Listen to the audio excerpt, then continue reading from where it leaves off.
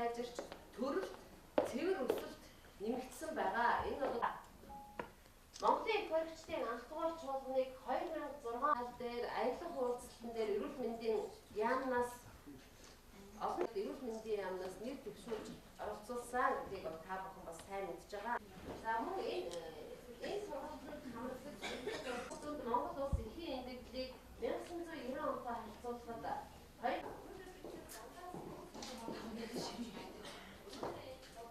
бодлогын үр дүнд энэ арга хэмжээний үр дүнд 1900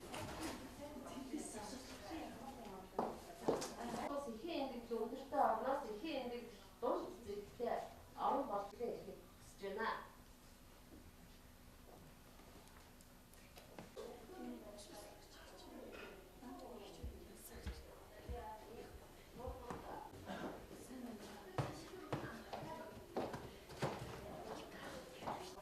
Эхийн төрөлтийг эхийн биеийн байдлаа буруу үнэлсэн, дутуу үнэлсэн яагаад дахин давтан хэлээд байна вэ гэдгээр та нар бас онцгой анхаарал. Өнөө маргаашийн энэ удаагийнхаа чуулганаар та бүхэн их хүүхдийн эрүүл мэндийн тулгымдсан асуудал ихтэй байна. Ингэснээр бид өөрсдийн мэргэжлийн чадварыг дэвшүүлэхэд ахиц гаргах болно гэдгийг би бас та нарт хүсэж байна. Ингээд чуулганы Хэлсэн эрүүл мэндийн дэд сайд хадагтай бэмсүүдэнд ажлын амжилт сайн сайхан бүгдийг хослон зүтгэж явдаг ариун үйлсдэг заагалаад та бүхэндээ төлөвлөс байгууллагын төлөвлөгч газрын тэргүүн төсвийн төлөвлөгч Сэр бүхэн таны баяр хүргэж өгөх.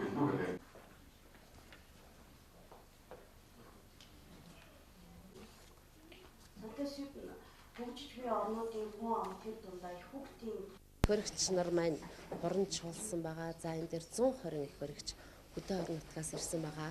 Өнөөдөр их хөрөгч нар маань мянганы хөгжлийн зорилтод тусгасан эхийн эндэгдлийг бууруулах, их хүүхдийн эрүүл мэндийг хамгаалах энэ зорилтод одоо хүрэхэд маш ач холбогдолтой ийм үүргийг гүйцэтгэж ирсэн байгаа. Тэгээ өнөөдөр энэ чуулганаараа бид нэр бас гүйцэтгэж ирсэн ололт амжилттай ярилцахын зэрэгцээ өнөөдөр одоо бас их хүүхдийн эндэгдэл бас нэлээд өндөр түвшинд хүрсэн байгаа. Энэ талаар бас ярилцаж алдаа оноо ололт амжилтаа зэрэг шүүж явах байхаа. Би өнөөдөр одоо Монголын их хөрөгч нарын нийгэмлэгийн 2 дугаар чуулганд Ахмад их хөрөгчийн хувьд оролцож байгаадаа баяртай байна. Энэ чуулган бол 4 жилд нэг удаа болдог.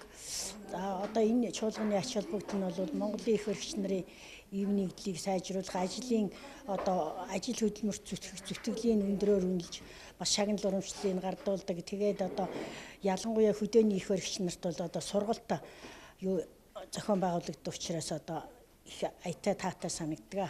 Говьлтай аймагт 36 жил их хөрөгч хийсэн 8000 гаруй хүүхд их барьж авсан хүн. Тэгээд манай говьлтайд бол одоо эхийн төрөлт бол нэлээ их байдаг. Эхийн эндэгдэл, их нараа эндэгдэл бол ер нь улсын дунджаас харьцангуй доогуур тийм үзүүлэлттэй явдаг. Ер нь их баригч нар, эмэгтэйчүүдийн эмч нар нь бол одоо мэдлэг чадвар сайтай тийм эмч нар байдаг. Манай эмэгтэйчүүдийн эмч нараас одоо ардын эмч, гавьяат эмч одоо 2ч төрсөн тийм аймаг байгаа манай аймаг бол. Хөтөлбөрөдөө бол бид нар танилцсан байгаа. Тэгээд энэ одоо 2 дугаар чуулганаар хамгийн гол асуудал бол бид нар их хөрөгч нарынхаа нийгэмлэгийн 10 жилийн үйл ажиллагааны тайланг сонсох гэж байгаа.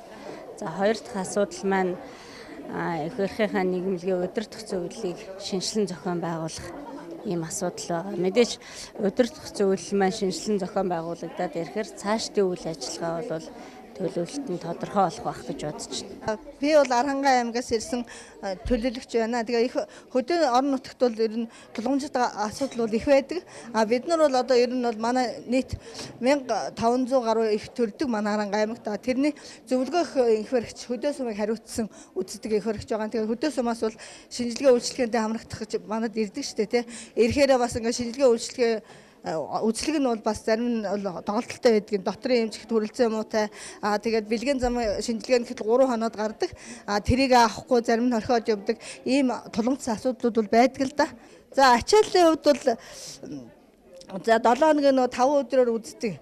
Эхний 1-т 2-т 3-т бол ачаал маш ихтэй. Өдөрт бид нар чинь одоо 21-2 хүн үзэх хэрэгтэй.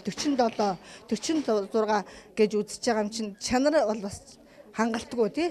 нэг одоо 20 хүнд өгөхөд бол бас арай дээр зөвлөгөө өгдөг бол 40 хэдэн хүнд бол ер нь одоо нүүрлэн их царахгүй шахуугаар үзчихээж л тэр төлөвлөгөөг биелүүлж явдаг шүү дээ. Би ч өстэй Аранга аймгийнхаа захир суманд 20 жил их баригч хийжсэн. Алслагдсан суманд бол одоо дээр үед бол хүндрэл их байдгаас одоо ч гэсэн бас ер нь бол хүмүүс ингээ нөхөрч эрүүл мэндийн одоо гэр бүл төлөвлөлтийн аргуудаас суралцах ч юм уу зөвлөгөөх тийм асуудал бол хоцрогддог шүү дээ. Ер нь бол тэгэл одоо ойрхон төрсэн ээжүүд дараа нь ахаал ойрхон төрж ирж л байна. Тэгэхээр бол гэр бүл төлөвлөлтийн аргууд нь хоцрогдож байгаа.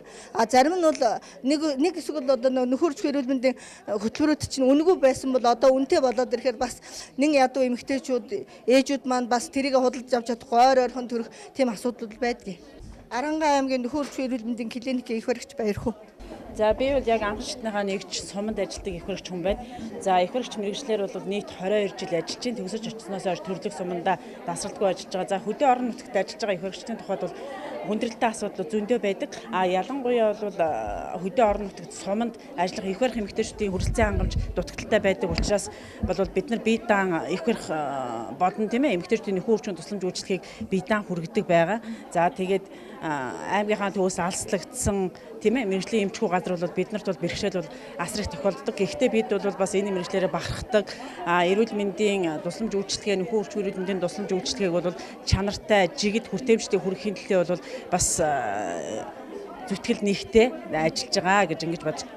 За суманд бол одоо харьцангуй эрүүл мэндийн яамны сайдын тушаалын дагуу бол бид нар хүндрэлгүй эрүүл жирэмсэн суманд төрүүлэх заалттай.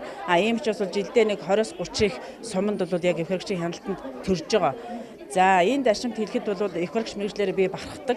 22 жил ажиллахдаа нэг гэр бүлийн одоо аавын ээжийн 2 охиныг их барьжсан ийм сайхан тохиолдол надад байдгаа. Тэгээ энэ мэргэжлэрээ үргэлж бахархаж явдаг.